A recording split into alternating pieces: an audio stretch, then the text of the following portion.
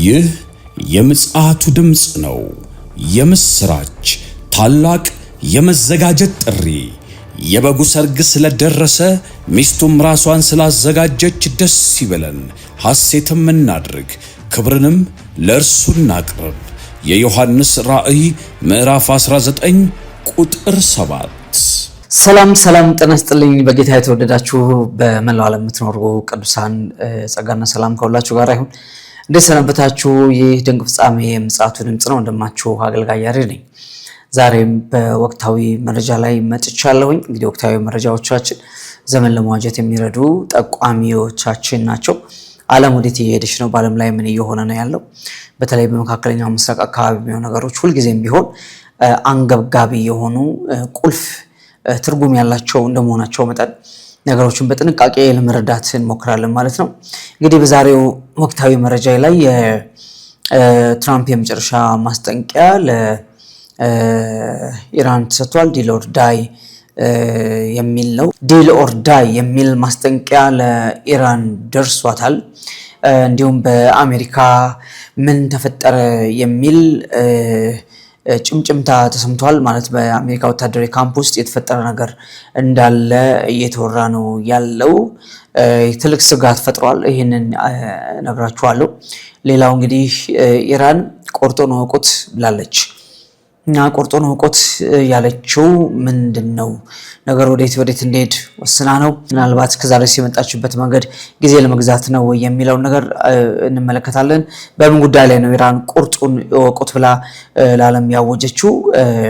እንዲሁም በኢራን አካባቢ የሚገኙ ደግሞ አጠቃላይ የባህረ ሰላጤ ሀገራት በጣም ከፍተኛ ምጥ ውስጥ ገብተዋል። ይሄም ከዶናልድ ትራምፕ ማስጠንቀቂያ ጋር ተያይዞ ነው ምጥ ውስጥ የገቡት ማለት ነው። እና ይሄ ምጥ እና ምናልባት ልመናና ሽምግልና ወደ ዶናልድ ትራምፕ እየላኩ ያሉበት ሁኔታ ነው የተፈጠረ ያለው። ምንድነው ይሄ የሚለውን ነገር እንመለከታለን ማለት ነው። እንግዲህ በ13 ቀናቱ ድብደባ ኢራን ትንበረከካለች የሚል ግምት ዶናልድ ትራምፕ ነበራቸው። ነገር ግን ወይ ፍንክች ብላ ባለችበት አቋም የጸናችው ኢራን ምንም አይነት የአቋም መለሳለስ ባለማሳየቷ 48 ሰዓት የመጨረሻ ዶናልድ ትራምፕ ለኢራን ሰጥተው ነበረ። እሱም ተቋርጦ የነበረውን የጠረጴዛ ዙሪያ ድርድር እንደገና ለመጀመር ነው ይህንን ማስጠንቀቂያ የሰጡት ማለት ነው።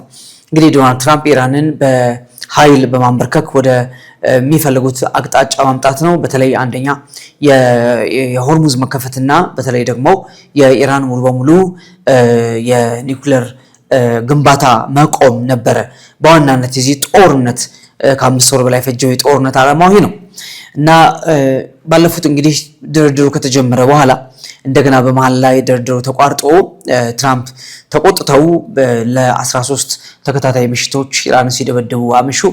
ነገር ግን ምንም የተለወጠ ነገር የለም። እንደገና አሁን የ48 ሰዓት የጊዜ ቀጠሮ ሰጥተው ነበረ። ስለዚህ ዲል ኦር ሰረንደር ብለዋል። ማለትም መደራደር ካለባችሁ ተደራድሩ፣ አለበዚያ ግን የመጨረሻ እጅ ስጡ የሚል ነገር ነው።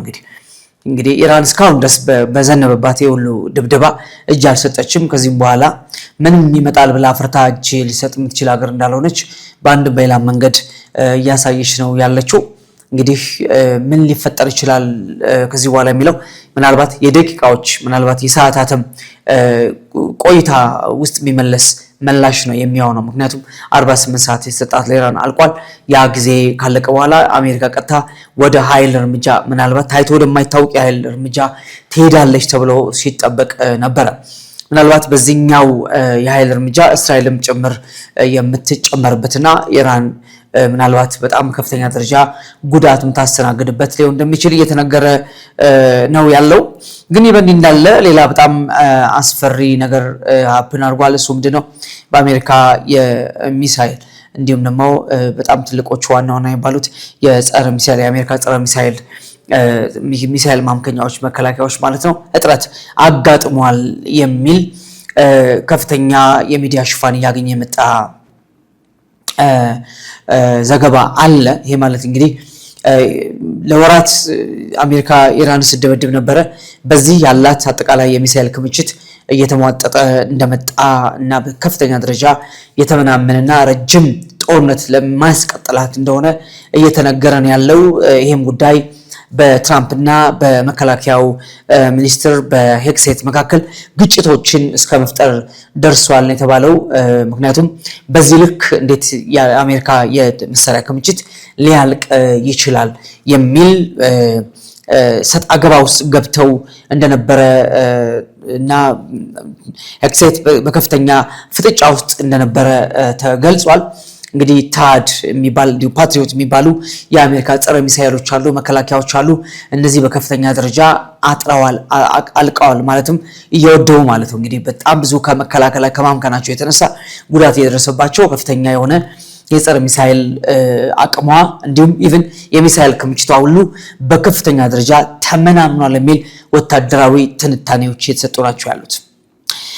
እዚህ እንግዲህ ኢራን በአንድ በኩል ታስታውሳላችሁ ለ6 ወር የሚበቃ የሚሳኤል ክምችት አለኝ ብላ ስትፎክር ነበረ። ግን አሜሪካ ከወዲሁ ቀድማ ያላትን የመሳሪያ ክምችት ጨርሳለች። ይሄ እውነት ከሆነ እንግዲህ በጣም በጣም አስፈሪ ነገር ነው የሚፈጠረው። ያም ሆኖ እንግዲህ ትራምፕ አሁንም የማያዳግም ቅጣት ኢራን ትቀበላለች፣ ይደርስባታል። ስለዚህ አስቀድመው ድርድሩን ቢቀበሉ እና ወደ ጠረጴዛ ዙሪያ ይመጡ ይሻላቸዋል የሚል የመጨረሻ ማስጠንቀቂያ እየሰጡ ናቸው ያሉት። እንግዲህ የቃላት ጦርነቱ ቀጥሎ ነው ያለው። ነገር ግን በተቃራኒው በኢራን በኩል የሚሰሙ ነገሮች አሉ። አንድ የአሜሪካ ኦፊሻል ከዚህ ከገባንበት የኢራን ጦርነት በአንድም በሌላ መንገድ መውጣት አለብን ብለው ሲናገሩ መደመጣቸው ነገሩን እውን እንደሆነ ማረጋገጫ ሆኖ ተወስዷል። ምክንያቱም አሜሪካ ራሷ ወጥመድ ውስጥ ገብታለች ነው የሚባለው። ይህ ማለት ኢራን አንደኛ ለዓመታት የገነባቸው ከፍተኛ የሚሳኤል ከተሞች አሉ። እነዛ ውስጥ ከፍተኛ ሚሳኤል ክምችት እንዳላት ይነገራል።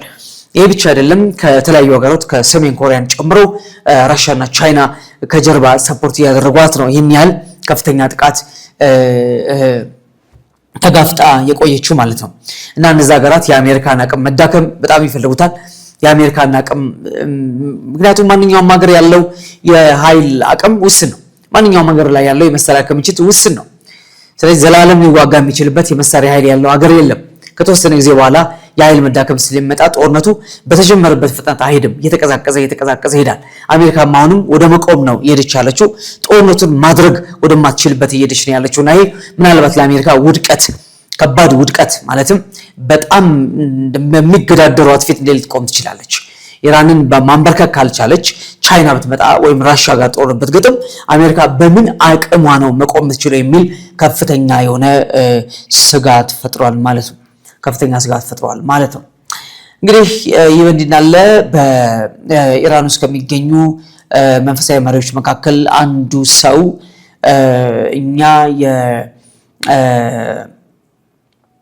እንግዲህ በእንዲህ እንዳለ በኢራን IRGC ውስጥ ከሚገኙ አለቆች ወይም አዛዦች መካከል አንድ ነገር ተናገሩ ተብሎ ተደምጧል።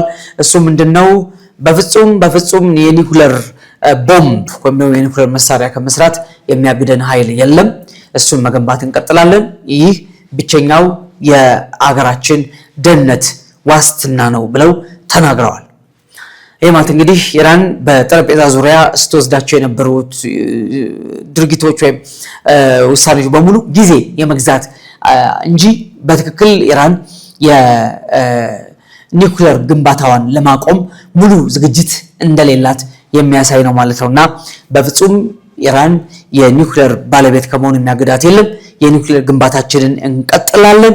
ይሄ ብቸኛው የኢራንን ደህንነት ማስጠበቂያ ነው በሚል IRGC ውስጥ ከሚገኙ በዚህ በኢራን ወታደራዊ ተቋም ውስጥ ከሚገኙ ባለስልጣናት መካከል አንድ ሰው እንደዚህ ተናግረዋል። እንግዲህ እንዲህ ሲናገሩ ወጥተው የሁሉም ድምጽ ነው፣ የሁሉም ሐሳብ ነው።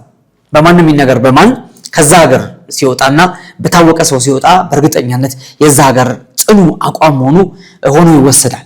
ከዚህ አንጻር ኢራን አሁንም ወደ ዋናው አጀንዳ እንግዲህ ሳይገባ ነው እዚሁ ነገሩ የተበለሻሸው፣ ስብሰባው የተበተነው እንጂ ዋና ጉዳይ ኢራን የኒኩለር ባለቤት ቢያንስ ለተወሰኑ ዓመታት ከ15 ከ20 ዓመታት የኒኩለር ባለቤት እንዳትሆን ለማስፈረም ነበረ ይሄ ሁሉ ጥረት ሲደረግ የነበረውና አሁን ግን ጭራሽ እነሱ ኃይላቸው እንደገና እየታደሰ በዛ በኩል ደግሞ ኃይል እየተመናመነ እየተዳከመ መጥተዋል። ምናልባት እንግዲህ አሜሪካ የተፈጠረባትን ይህንን የሚሳኤልና የጸረ ሚሳኤል መሳሪያዎች እጥረት ለመደጎም ሊሆን ይችላል ተቃቅራ የነበረችውን እስራኤልን እንደገና አቅርባ ከኔታንያሁ ጋራ ሰሞኑን አሜሪካ እንደከረሙ ይታወቃል።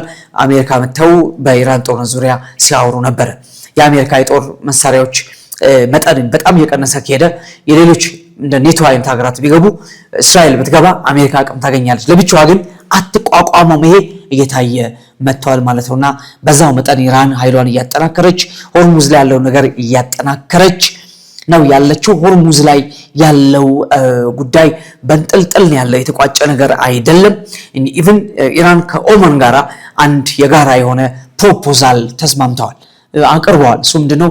ኦማን ሙሉ በሙሉ የሆርሙዝን ቁጥጥር ኢራን በበላይነት እንድትመራው ኢራን የማትፈልጋቸውን መርከቦች እንዳታስገባ የሚያስፈልጋትን መርከቦች ደግሞ እንድታስገባ በተጨማሪም ደግሞ ምናልባት የማታምንባቸው ሀገሮች ከዚህ በፊት ኢራን ለምሳሌ ኢራን ወደባቸውን ፈቅደው ኢራን ያስደበደቡ ሀገራት ካሳ ክፍያ እየከፈሉ ጭምር በሆርሙዝ ላይ መመላለስ መርከቦቻቸውን እንዲያንቀሳቀሱ የሚል አግሪመንት ከኦማን ጋራ ተስማምተዋል ማለት ነውና ኦማን ይህንን ፈቃድ ለኢራን ሰጥታለች። እንግዲህ ወዳ እንደማይታወቅ ታውቃል ተገዳ ነው የሚሆነው። ምክንያቱም ኦማንና ኢራን በፍጹም የሚወዳደሩ ሀገራት አይደሉም።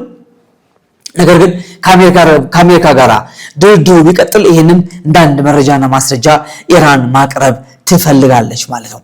ይህን ለራሷ እውቅና የሰጠችበት ኦማን እውቅና የሰጠችበትን ይህን ፕሮፖዛል ማቅረብ ትፈልጋለች። ዞሮ እንግዲህ ነገሩ ወደ ጠረጴዛ ዙሪያ ሊመጣ የሚችልበት እድል በከፍተኛ ደረጃ እየመነመነ ነው ያለው። ኢራን ዛጋ ኃይሏ እንደ አዲስ ቡስት እያደረገ ነው ያለው። በዚህ በኩል ደግሞ ያለው ነገር ምክንያቱም አውሮፓና ኔቶ ወደ በጣም ጥጋቸው ይዘው ዳር ይዘው በጣም በፍርሃትና በጥንቃቄ ነው ያሉት። እነሱ ኢራን ሳይሆን የሚፈሩት ራሻን ነው የሚፈሩት።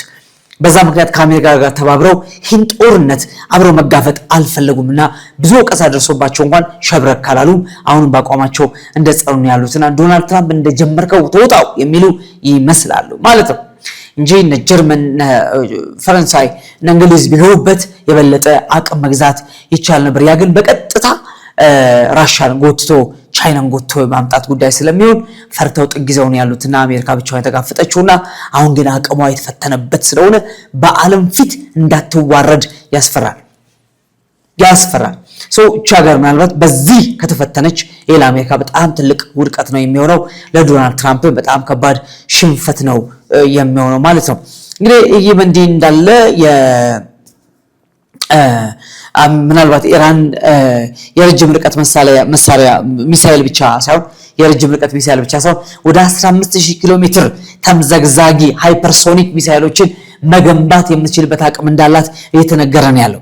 ይሄ ወደዛ ግንባታ ይሄ ማለት የአሜሪካንን ከተሞች መምታት የምትችልበት አቅም የትኛውም ዳርቻ ላይ ያለ የአሜሪካንን ከተሞች መምታት የምትችልበት አቅም ልትይዝ ትችላለችና ያን ነገር ለማድረግ የኖርዝ ኮሪያ የሰሜን ኮሪያን ቀጥተኛ እገዛ ለምን ሰሜን ኮሪያ በሚሳኤል ምርት በከፍተኛ ደረጃ የመጠቀ ቴክኖሎጂ ያላት ሀገር እንደመሆኗ ያንን ተጠቅማ በትክክል የአሜሪካንን ከተሞች ጭምር መደብደብ የምትችልበትን ከፍተኛ የሚሳኤል አቅም መገንባት እንደምትችል ወይም ያ ዝንባሌ እንዳላት እየተነገረ ነው ያለው። እንግዲህ በጣም ዓለማችን ወደፊት ልትገባበት ያለውን በጣም አስፈሪ ድብልቅልቆ የወጣ ጦርነት ነው የሚያሳየው። ምክንያቱም ካርታው የጦርነቱ ካርታ ያው ጦር ወሬ ተሰማላችሁ የሚለው የእግዚአብሔር ቃል እንዳለ ሆኖ ዓለማችን በሙሉ በዚህ ጦርነት አዙሪት ውስጥ ገብታ ነው ያለችው። ምስራቅ የለ፣ ምዕራብ የለ፣ መካከለኛው ምስራቅ የለ፣ አውሮፓ፣ አሜሪካ ሁሉም ዓለማት በሚባል ደረጃ በዚህ ፍርሃትና ስጋት ውስጥ ነው ያለችው። ምናልባት እንግዲህ አሜሪካ በቅርብ ቀን ከፔንታጎን የወጣው መረጃ አጭር ርቀት የኒውክሌር መሳሪያዎችን ለመለማመድ አዲስ እቅድ ማውጣቷ ተነግሯል። ይህም ቀጠናዊ ጥቃቶች እንዳይደርሱባት በመስጋት ነው የሚል መግለጫ ከፔንታጎን ወጥቷልና ይሄ ከራሻ ጋር ያላትን ጉዳይ እንግዲህ በዓለም ላይ በጣም ከፍተኛ የኒውክሌር ባለቤት ከ5000 በላይ የኒውክሌር አረር የታጠቀችው ራሻ ናትና የራሻን በከፍተኛ ደረጃ ስጋት ውስጥ ነው ያለችው። አውሮፓ ብቻ አይደለም ኢቭን አሜሪካ ጭምር ማለት ነውና አዲስ እቅድ ከዚህ በፊት የነበረው ህግ የሚሽር ሆኖ አዲስ መመሪያ አውጥተው ከፍተኛ ጉዳት ማድረስ የሚችሉ ግን የአጭር ርቀት የኒውክሌር መሳሪያዎች ልምምድ የሚል ነገር ወጥቶ ዓለም በምን አይነት ፍርሃት ውስጥ እንዳለች እያሳየን ያለው የወደፊቱ የዓለማችን ከፍተኛ ስጋትና ፍርሃት ምንም አይደለም፣ ቀጥታ የኒውክሌር ጦርነት ዓለም ላይ እንዳይነሳ ነው።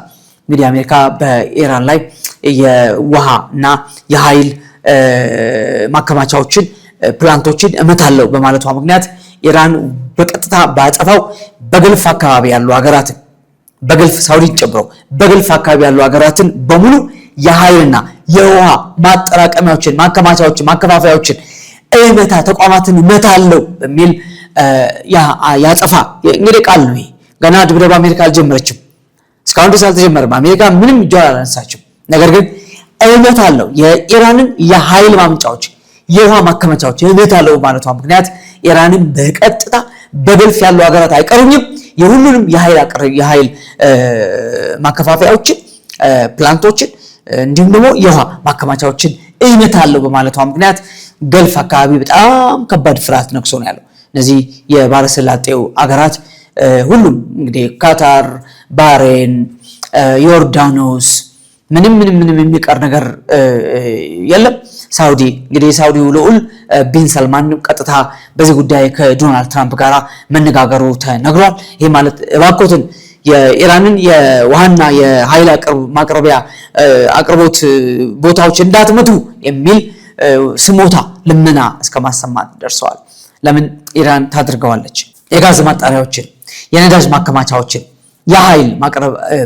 የኃይል ማምንጫዎችን መታለች፣ የኤርፖርቶችን መታለች፣ ኤሚሬትስ ተደብድባለች። በከፍተኛ ደረጃ ጉዳት ያስተናገደች ሀገር ናት አረብ ኤሚሬትስ። እና ይህን ስንመለከት እንግዲህ ዓለም ላይ ያለው የጦርነት አዚም በጣም በከፍተኛ ደረጃ እየበረታና አድቫንሱን እያሰፋ ነው ያለው። የአሜሪካና ኢራን ጦርነት እንዲህ በቀላሉ ሊቋጭ የሚችል አይደለም። እንደውም ኢራን በግላጭ የኒውክሌር ባለቤት መሆኗን ወደ ማወጅ እየመጣች ነው ያለችው። እንደምትሆን አሁን ነኛ አላለችም፣ እንደምትሆን በእርግጠኛነት ወደ 460 ኪሎ ግራም የሚጠጋ ኒውክሌር ለመስራት የሚያስችል ዩራኒየም በከፍተኛ ደረጃ የተመረተ ዩራኒየም ምርት አላት ተብሏል። ይህንን ምርት እኔንም ወስደው ሲሉ ምናልባት እሷ ከ10 በላይ ኒውክሌር ቦምብ ሰርታበት ተቀምጣ ሊሆን ይችላል። ለምን? የኒውክሌር ጠበብቶቹ ራሻዎች ናቸው፣ ቻይናዎች ናቸው፣ ሰሜን ኮሪያዎች ናቸው። ሁሉም ኢራን ላይ ይገኛሉ። ስለዚህ ኢራን እስካሁን ድረስ የኒውክሌር ባለቤት ጦር መሳሪያ ባለቤት አልሆነችም ብሎ ለማለት በራሱ አደገኛ ነገር ነው። አሁን ወደ ኢራን የሚገባ የዓለም አቀፉ የኒውክሌር አቶሚክ ኢነርጂ የለም፣ መርማሪ የለም፣ ምንም አይነት ተመልካች የለም። ኢራን የተወች ሀገር ናት።